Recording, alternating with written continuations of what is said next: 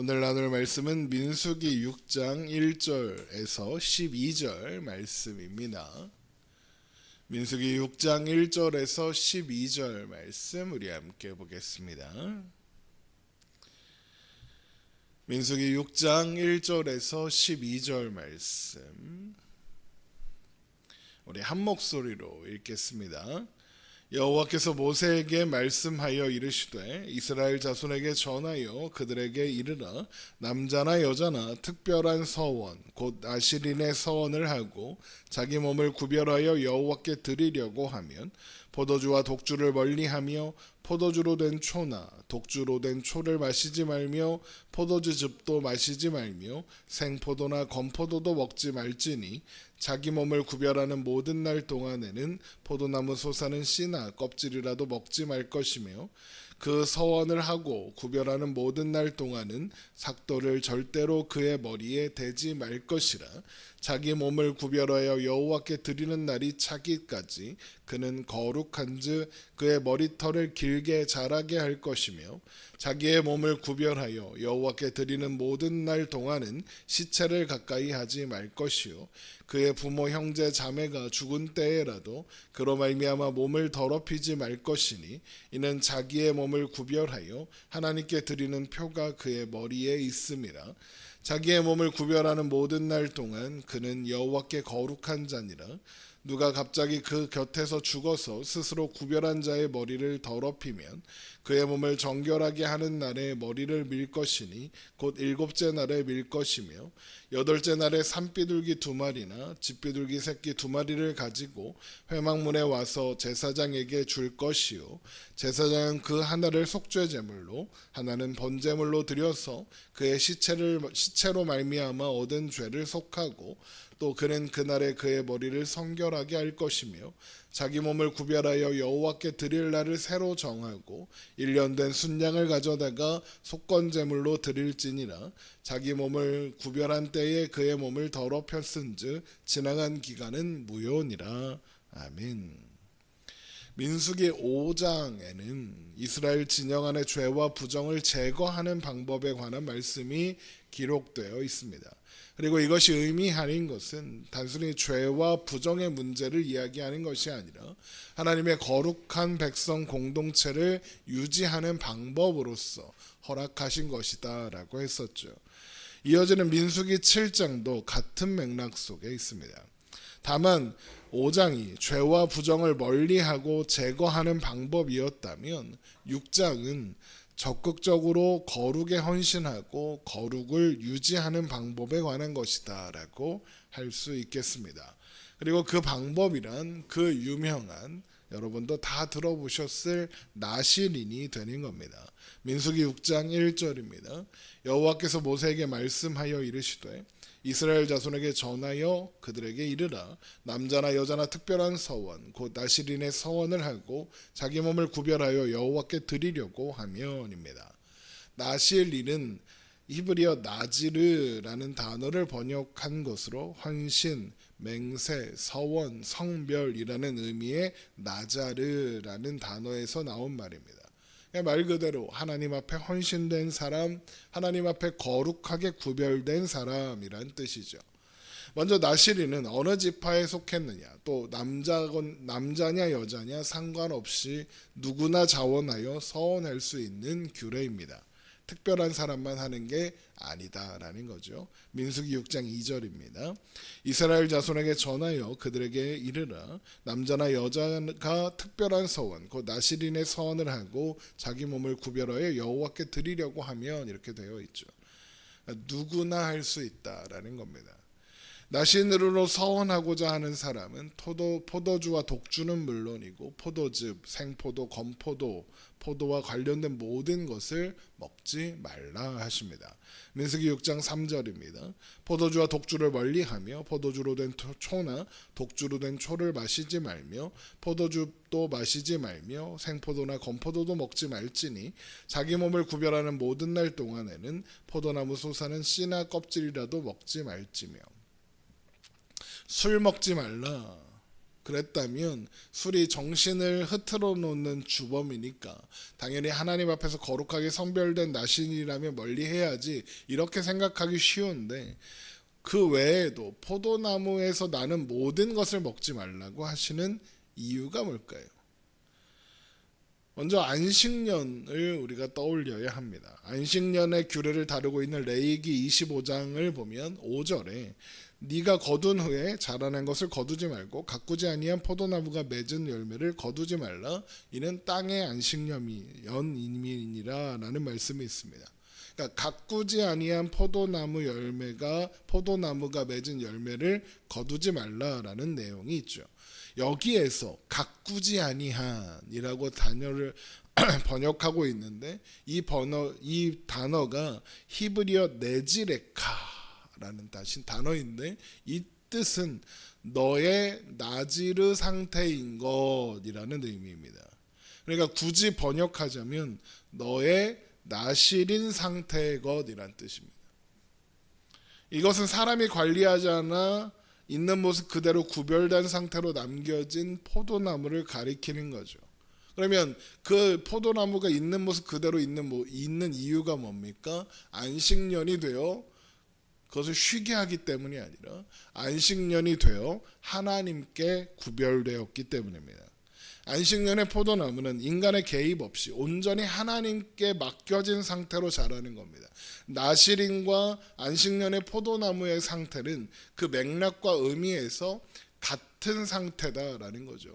사람의 손을 떠나 하나님께 온전히 맡겨진 상태, 하나님께 구별된 상태니까요. 안식년의 포도나무를 가꾸면 안 되는 것처럼, 그러니까 가지치기를 하면 안 되는 것처럼 나신일로 서원하고 구별하는 모든 날 동안에 머리카락을 깎으면 안 된다고도 하십니다. 민수기 6장 5절입니다. 그 서원을 하고 구별하는 모든 날 동안은 삭도를 절대로 그의 머리에 대지 말 것이라.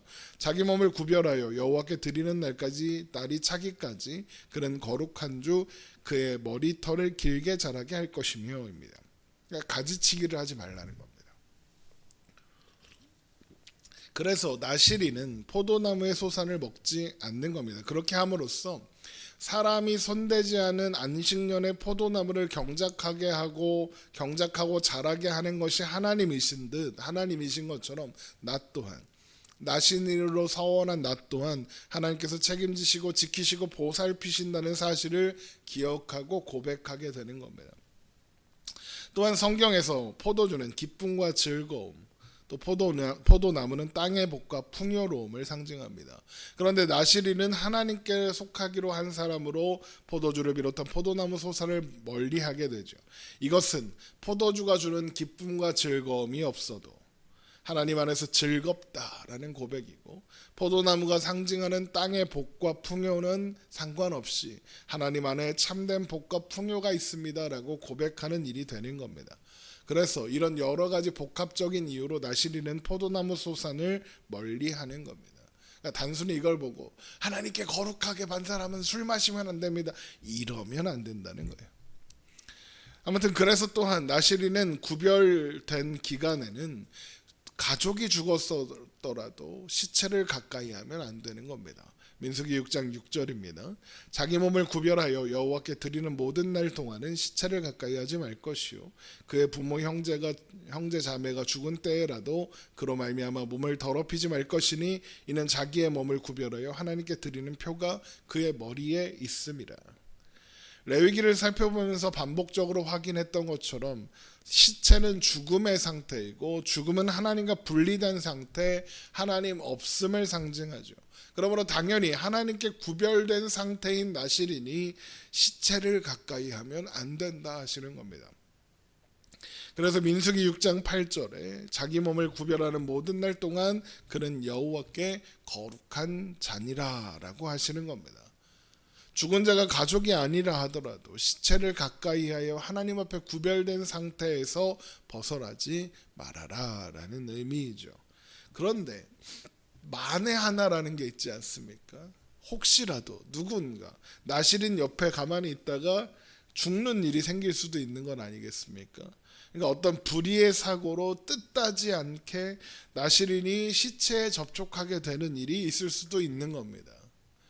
그런 경우에는 나신일의 머리가 더럽혀진 것이므로 정결 예식을 거쳐 일곱째 날에 머리를 밀고 그 다음 날에 비둘기 새끼 2마리를 취하여 한 마리는 속죄 제물로 다른 한 마리는 번제물로 드려서 시체에 접촉함으로써 부정하게 된 것을 정결하게 하게 됩니다.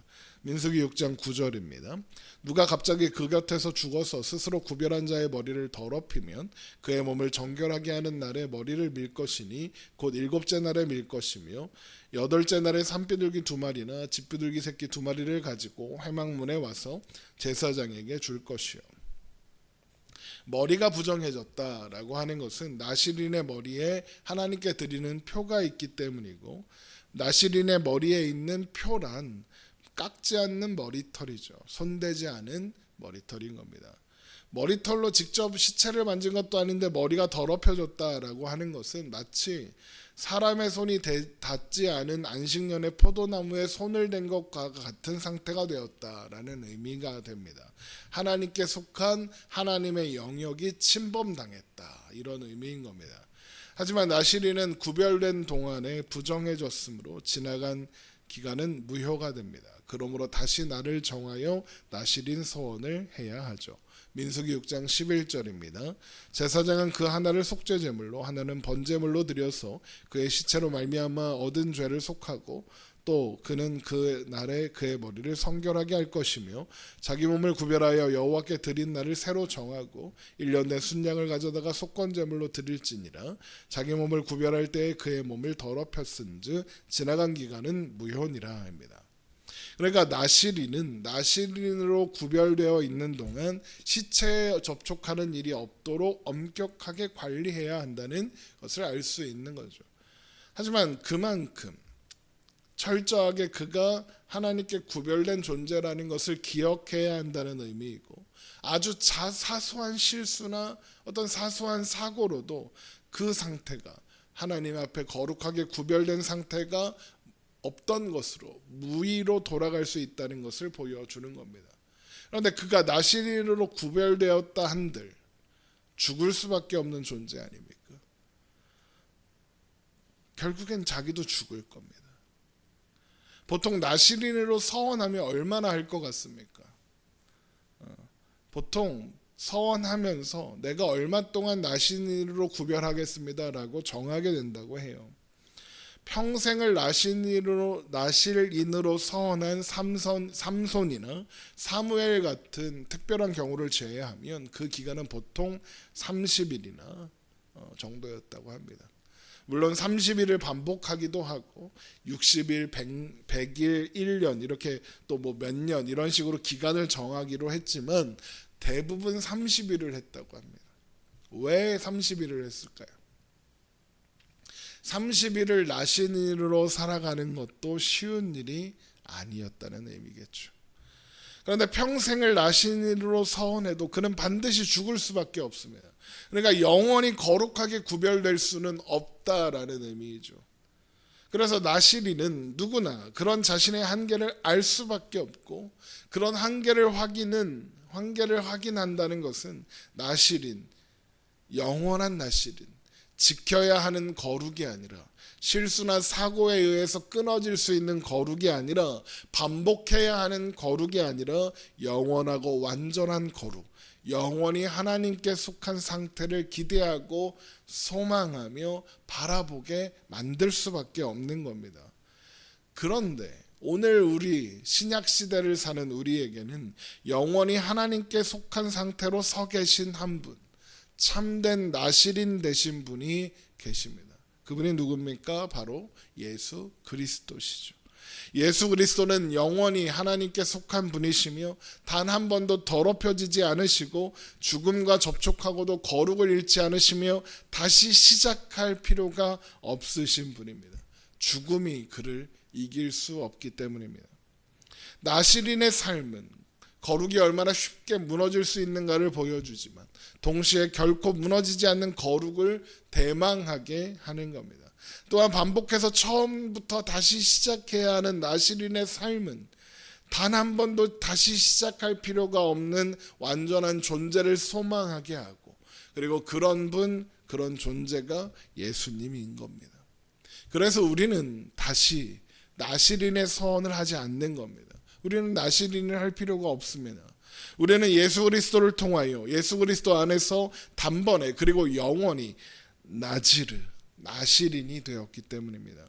우리의 거룩은 나시린처럼 거룩하려고 지키고 애쓰고 노력하고 신경 써서 유지해야 하는 거룩이 아닙니다. 우리의 거룩은 그리스도 안에서 이미 주어진 것이고 완성된 것입니다. 그래서 우리는 거룩함을 잃을까 두려워하는 사람이 아니라 영원히 하나님께 속한 자로 살아갈 수 있는 겁니다. 그래서 성경이 우리를 성도라고 부르는 겁니다. 그리스도 예수 안에서 거룩하여지고 성도로 부르심을 받은 자들이라고 하는 거죠. 고린도전서 1장 2절에 있는 말씀입니다.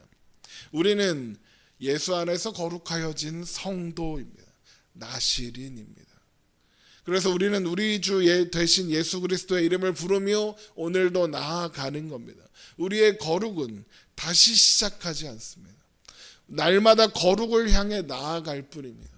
우리의 실수나 연약함으로 거룩이 파괴되거나 없던 것이 되지 않습니다. 왜요? 그 거룩은 우리에게서 만들어진 것이 아니라 내가 구별한 것이 아니라 그리스도 안에서 얻어진 것이기 때문입니다. 그 거룩은 나의 거룩이 아니라 예수 그리스도의 거룩이기 때문입니다. 그러므로 여러분 이 사실을 기억하며 나를 성도라는 이름에 걸맞는 존재, 그런 존재로 만들어 가실 하나님을 기대하고 소망함으로 오늘을 살아가면 되는 것입니다. 기도하겠습니다.